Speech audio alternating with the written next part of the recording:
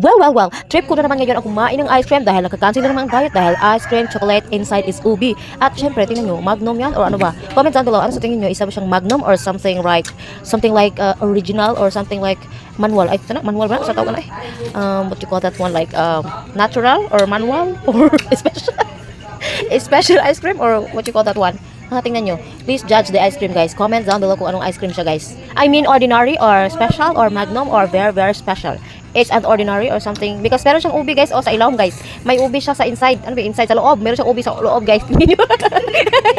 So, very yummy, guys. Ice cream is very yummy. At very delicious. Ice cream is very yummy. Do you know that one? Because ice cream, you know, the diet is cancelled when the ice cream is already here in my feet. I mean, in my mouth. Okay, in my mouth. So, very delicious in my mouth to the ice cream inside, you know? Don't worry, my English is not good and it's not poor about the English speaking. Please speak English when you comment down below, guys. Because, you know, my foreigner fans or my foreigner followers will comment down below because they say they can't understand my vlog. They can't understand because I always speak Tagalog. So I want to speak English now for the English. This time is the version of ice cream English version. You know what you call that one? The ice cream is speaking English of the version of me. It is my own version of ice cream English. You know. Kaya wag na i-judge yung pag-English ko, guys, dahil nararatol ako, guys, wala gubos ako dahil hindi ako ganun, guys. Kaya you know, do you know what I mean? Naintindihan niyo mo ko, guys, basta you know masarap yung ice cream, guys. At syempre ilibre niyo naman ako ng ice cream sa susunod dahil tingnan niyo hindi pa kayo naglalaway, sobrang sarap ng ice cream tingnan niyo, naubos ko na nga, di ba? Tingnan niyo. At saka wag niyo pansinin yung bugas ko sa mukha ko yun sa ilong ko, guys. Ano yung bugas, ha? Hindi ko alam. Scars yun sa Tagalog. Hindi English. Scars is like bugas. In Tagalog, I don't know. Ano ba tawag yun sa Tagalog? Comment down below dahil hindi ko alam. Basta scars yan sa English. Scars or acne ba yan? Acne basta sa Bisaya, guys. Bugas yan, bugas.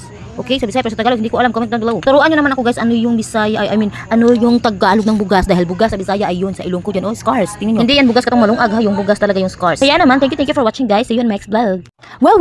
Lunch break na naman at syempre, naglalawi ako nitong watermelon, guys, kasi nga tingnan niyo, sobrang sarap, guys. At syempre, guys, kahit hindi ka inom ng tubig, okay lang dahil may watermelon dahil times 100 tong watermelon kahit na sobrang uga mo na sa katawan mo. Kahit hindi ka masyadong umiinom ng tubig at kumain ka ng watermelon, okay lang talaga, guys, kasi yung watermelon ay marami siyang benefits sa katawan. Basta marami siyang benefits sa katawan, i-search mo sa Google. Number 1 na benefits niya ay kapag hindi ka masyadong umiinom ng tubig at malapit ka ng ma-UTI or na-UTI ka na, guys, ay syempre, kumain ka lang nito ay maaayo talaga yung UTI mo.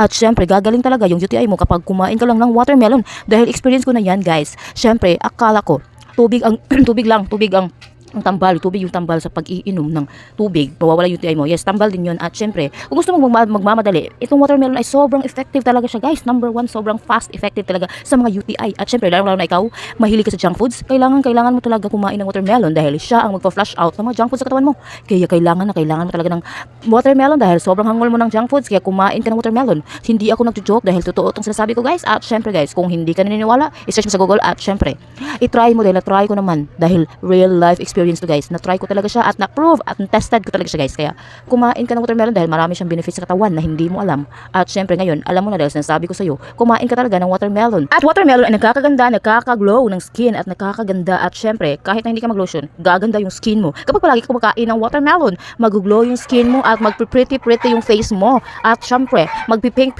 yung mukha mo, guys. Magpi-pink. Gusto niyo ba 'yon? Magpi-pink yung mukha niyo? So ano pang hinihintay niyo? Kumain na kayo ng watermelon dahil tinuturo ko na sa inyo ang mga benefits ng watermelon. At syempre, hindi ko ma-discuss lahat kasi sa sobrang dami ng benefits ng watermelon, kaya kumain ka ng watermelon. Kaya bumili ka na ng watermelon, guys, at bigyan mo naman ako dahil ako nagtuturo sa'yo, kaya ilibre mo ako ng watermelon. So syempre, maghihintay ako, guys, ha. Comment down below, ilibre niyo ako, hindi ilibre niyo ako ng watermelon, guys. Sobrang sarap ng watermelon, sobrang matamis talaga siya, guys. At syempre, guys, mawawala yung stress mo, mawawala yung pagod mo sa watermelon, guys. Basta ako, guys, kakain talaga ako ng watermelon. Meron isa akong kilala na hindi sila kakain ng watermelon dahil sa ignorante sila.